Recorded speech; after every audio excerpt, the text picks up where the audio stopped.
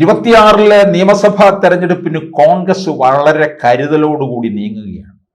കോൺഗ്രസിനകത്തെ കാര്യങ്ങൾ മാത്രമല്ല ഇപ്പോൾ കോൺഗ്രസ് നോക്കുന്നത്, ഘടകകക്ഷികളുടെ കാര്യം കൂടി നോക്കുകയാണ്.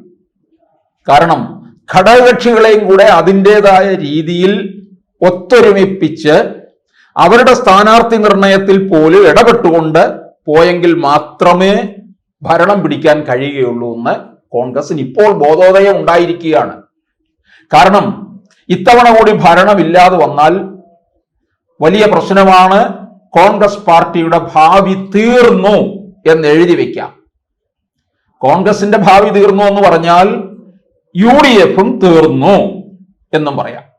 എന്തുകൊണ്ട് UDF തീർന്നു എന്ന് ചോദിച്ചാൽ ഘടകകക്ഷികൾ മറ്റു പലയിടങ്ങളിലേക്ക് പോയി ചേക്കേറും. ഇത് മാറ്റമില്ലാത്ത കാര്യമാണ്. അപ്പോൾ അതുകൊണ്ട് വളരെ കരുതലോടുകൂടി സർക്കാരിനെതിരെ ആഞ്ഞടിക്കാവുന്ന വിഷയങ്ങൾ വന്നിട്ട് പോലും അതിശക്തമായി മുന്നേറാൻ കഴിയാതെ പരിങ്ങലിച്ച് നിൽക്കുകയാണ് UDF. ഈ അവസരത്തില് ഘടകകക്ഷികൾ ലീഗിന്റെ കാര്യം നോക്കണ്ട, ലീഗിന്റെ കാര്യം നോക്കിക്കോളൂ.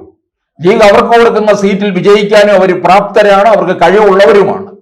അതുകൊണ്ട് അവരെ അധികം തേച്ചു മിനുക്കാൻ ചെല്ലേണ്ട കാര്യമില്ല. മറിച്ച് മറ്റുള്ള ഘടകകക്ഷികളുണ്ട്. ആ ഘടകകക്ഷികളുടെ സീറ്റ് കൊടുക്കുമ്പോൾ അവരുടെ സ്ഥാനാർത്ഥികളെ നിശ്ചയിക്കുമ്പോൾ വളരെ പ്രധാനപ്പെട്ട ചില കാര്യങ്ങളുണ്ട്. ഇപ്പോൾ ലീഗ് കഴിഞ്ഞാലുള്ള ഘടകകക്ഷികൾ കേരള കോൺഗ്രസ് ജോസഫാണ്. മാണി ഉണ്ടായിരുന്നു. മാണി 2021 LDFിലേക്ക് പോയതാണ്. അപ്പൊ ജോസഫ് ഗ്രൂപ്പിന് ഇപ്പോൾ നിലവില് 2 സീറ്റ് മാത്രമേ ഉള്ളൂ. തൊടുപുഴയും അത് കടുത്തുരുത്തിയുമാണ്. അത് അതുപോലെ തന്നെ തുടരും. PJ ജോസഫ് എന്തായാലും 2026 മത്സര രംഗത്തേക്ക് വരില്ല. അദ്ദേഹത്തിന്റെ മകൻ അബു ആയിരിക്കും തൊടുപുഴയിൽ നിന്ന് മത്സരിക്കുക. അദ്ദേഹം പാർട്ടിയുടെ ചെയർമാനായിട്ട്, കാരണം പാർട്ടി തങ്ങളുടെ കയ്യിൽ നിന്ന് വിട്ടുപോകരുതെന്നുള്ളത് കൊണ്ട് അതിൽ മുറുകെ പിടിച്ചുകൊണ്ട് പാർട്ടി ചെയർമാനായിട്ടിരിക്കും. ഇത് കേരള കോൺഗ്രസ്സുകാരുടെ ഒരു പതിവാണല്ലോ. ജോസഫ് ആയാലും മാണി ആയാലും എല്ലാവരും. ഈ ജോസഫ് ഗ്രൂപ്പിന് ഏതാണ്ട് 9 സീറ്റുകളാണ് മുമ്പ് കൊടുത്തിട്ടുള്ളത്. അതിൽ 2 സീറ്റ് കോൺഗ്രസ് ഏറ്റെടുക്കും എന്നാണ് അറിയുന്നത്. അവർക്ക് പലവട്ടം നിന്നിട്ടും വിജയിക്കാൻ കഴിയാത്ത സീറ്റ് 2 ഏറ്റെടുക്കാൻ കോൺഗ്രസ് തീർച്ചപ്പെടുത്തിയിരിക്കുകയാണ്. അത് കോൺഗ്രസ് എടുക്കുകയാണ്. ഇതുപോലെ ലീഗുമായിട്ടും കോൺഗ്രസ് ചില വെച്ചുമാറലൊക്കെ നടത്തുന്നുണ്ട്. ഇപ്പൊ ഗുരുവായൂർ മണ്ഡലം തന്നെ K മുരളീധരന് കൊടുക്കാമെന്ന് സമ്മതിച്ചിട്ടുണ്ട്. അതുപോലെ തിരുവമ്പാടി മണ്ഡലവും വെച്ച് നീട്ടുന്നുണ്ട്. അത് ജോസ് കെ മാണി ഇപ്പുറത്തേക്ക് വരികയാണെങ്കിൽ ജോസ് കെ മാണിയുടെ അടുക്കലേക്ക് പറഞ്ഞത് തിരുവമ്പാടിയാണ്. അപ്പൊ അങ്ങനെ അത് ലീഗ് വിട്ടുവീഴ്ചയ്ക്ക് തയ്യാറാകുന്നത്, കാരണം എങ്ങനെയെങ്കിലും അധികാരത്തിൽ വരണം എന്നുള്ളത് കൊണ്ട്. അതുപോലെ തന്നെയാണ് ഇപ്പോൾ ഈ 9 സീറ്റുകളിൽ 2 സീറ്റാണ്. അത് ഏറ്റുമാനൂരും തൃക്കരിപ്പൂരുമാണ്. അതിൽ തൃക്കരിപ്പൂര് പിന്നെ വിട്ടേര്, അവിടുന്ന് പിന്നെ ഒരിക്കലും വിജയിക്കത്തില്ല. അത് CPMന്റെ മണ്ഡലമാണ്, ഉറച്ച മണ്ഡലം തന്നെയാണ്. പിന്നെ ഉള്ളത് ഏറ്റുമാനൂരില് ഇവര് തുടർച്ചയായിട്ട് മത്സരിക്കുന്നുണ്ട്. അത് സുരേഷ് കുറുപ്പ് മത്സരിക്കാൻ ഇറങ്ങിക്കഴിച്ചതോടുകൂടിയാണ് അത് CPM അത് തിരിച്ചു പിടിച്ചത്. ഇക്കുറി ഏറ്റുമാനൂർ മണ്ഡലത്തിൽ VN വാസവനെ തോൽപ്പിക്കാൻ കഴിയും എന്ന് കോൺഗ്രസ് കരുതുന്നുണ്ട്. ഈ VN വാസവൻ പണ്ട് കോട്ടയത്ത് നിന്ന് മത്സരിച്ചതാണ്. തിരുവഞ്ചൂർ രാധാകൃഷ്ണന്റെ അടുക്കൽ തോറ്റു. തിരുവഞ്ചൂർ രാധാകൃഷ്ണനെ ഭയന്നാണ് VN വാസവൻ ഏറ്റുമാനൂരിലേക്ക് ഓടിയത്.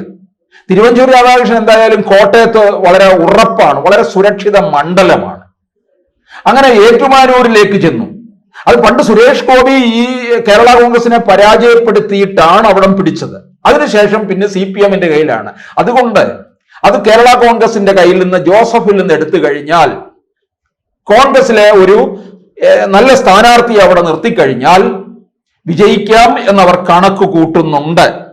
അതുപോലെ തന്നെ ഈ തിരുവല്ല ഒന്നും പറഞ്ഞിട്ടില്ല, എന്നാൽ പോലും തിരുവല്ലയാണെന്നുണ്ടെങ്കിൽ നിരന്തരമായിട്ട് കേരള കോൺഗ്രസ് തോറ്റുകൊണ്ടിരിക്കുകയാണ്. അവിടെ മാത്യു ടി തോമസ് ആണ്. ഇനി 2026 അവർക്ക് അവിടെ വലിയ പ്രതീക്ഷ വേണ്ട. കാരണം BJP വലിയൊരു മുന്നേറ്റത്തിന് സാധ്യതയുണ്ട്.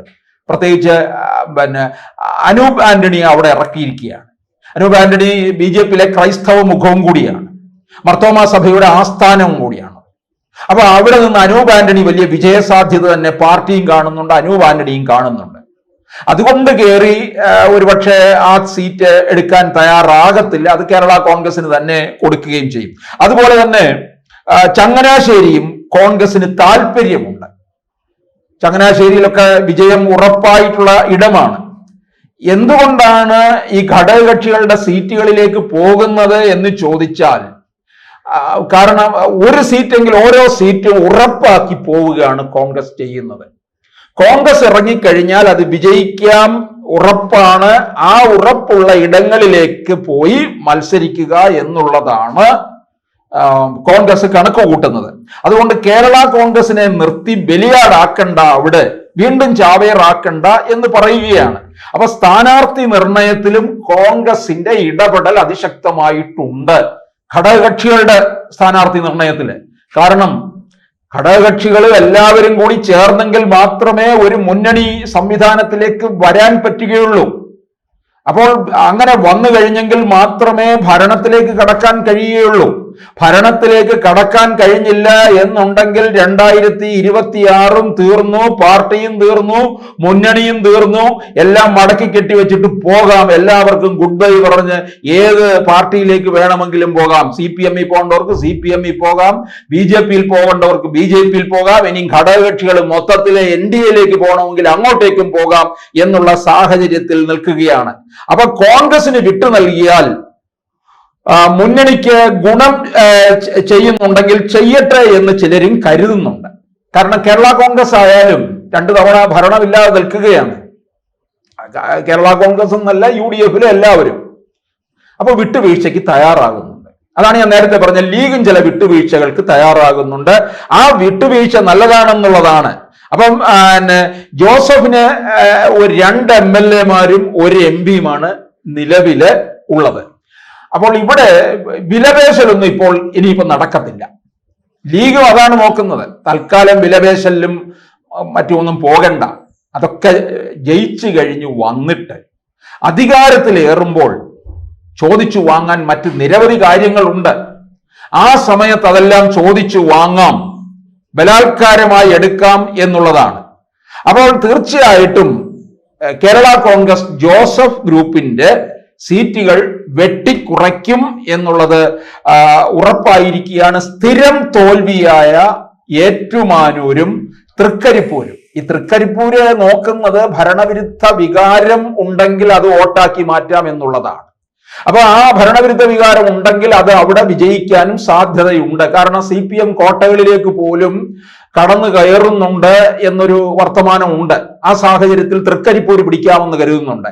ഏറ്റുമാനൂർ ഉറപ്പാക്കി എടുക്കാൻ പറ്റും. കോൺഗ്രസ് നല്ല സ്ഥാനാർത്ഥിയെ നിർത്തിയാൽ VN വാസവനെ തറപറ്റിക്കാൻ കഴിയും. ഇപ്പൊ തിരുവഞ്ചൂരിനെ ഭയം നല്ലേ VN വാസവൻ ഏറ്റുമാനൂരിലേക്ക് പോയത്. അതുകൊണ്ടാണ് കോൺഗ്രസ് ഏറ്റുമാനൂർ എടുക്കാൻ തീർച്ചപ്പെടുത്തിയിരിക്കുന്നത്. ഏറ്റുമാനൂർ തിരിച്ചു പിടിക്കണം എന്നുള്ളത് കൊണ്ടാണ്.